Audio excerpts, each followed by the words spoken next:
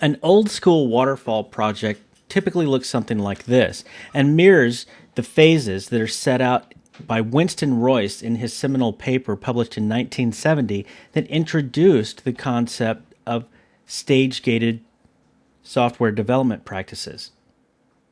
In a traditional waterfall or plan-driven project, you deliver and deploy your product once at the end of the development cycle. This might take a year or two in some cases. I've seen projects that have been in constant development for 5 years without shipping. Scrum stands in stark contrast to this. Scrum teams do a little bit of all of these activities on a recurring and regular basis, delivering working software at prescribed points all along the way. This is at the heart and soul of Scrum.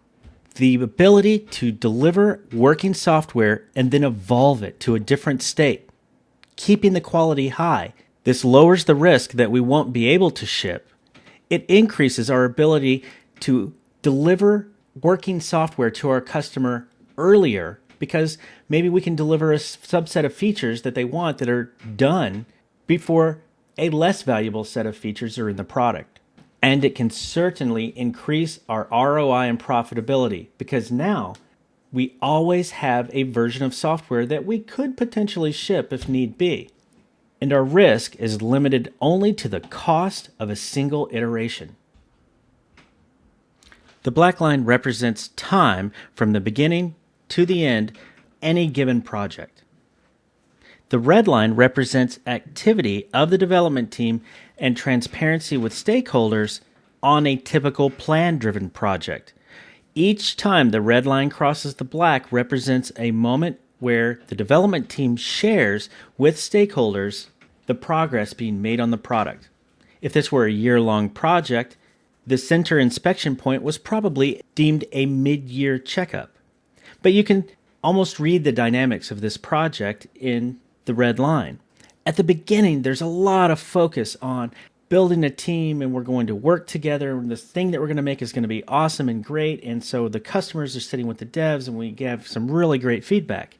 Then the IT guys just sort of go away until that mid-year checkpoint, at which time the team will often say things like, we don't yet have our data layer complete, or we can't show you anything, but we are making progress. As time goes on, inspections become more frequent, probably because somebody in sales or marketing has come to the development staff and said, hey, just give me what you got. If you give me what you have today, we can ship it. And of course, at the end of the project, stress is high, and inspection points are even more frequent. Unfortunately, because of the stress that this kind of project induces, more bugs are created toward the end of the project than ever before in the project's history. Contrast this with a Scrum feedback model. Inspection occurs on a regular cadence throughout the project. Not only that, but each inspection point is accompanied by a working release of software. And the cone of uncertainty is still there in Scrum projects. When Scrum teams work together, they may segment their time into smaller and smaller chunks. For example, we'll have iterations of 2 weeks in length. But the cone of uncertainty exists within those 2 weeks. The cone of uncertainty realized across a Scrum team looks like this over time. The trick here is meeting a known good state at the beginning and end of each and every iteration.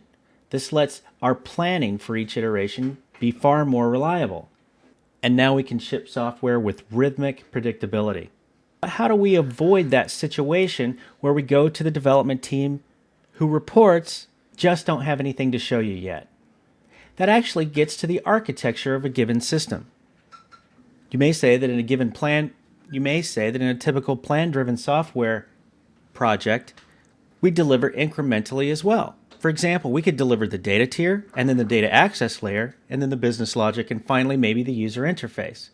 If we deliver in this systems architecture order, we encounter that situation where halfway through the project we have very little, if anything, to show that is valuable to the organization.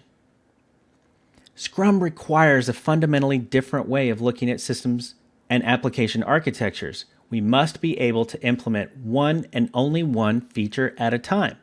So perhaps we deliver feature A in a given sprint, feature B in another, feature C and D come in the next sprint, and so on. This is called thin slicing. Thin slicing of architecture means that we create a little bit, just what's needed, of a given layer in our system to support the feature that we're putting in place. Now Scrum teams are going to work on features and delivering them one at a time instead of architectural system layers.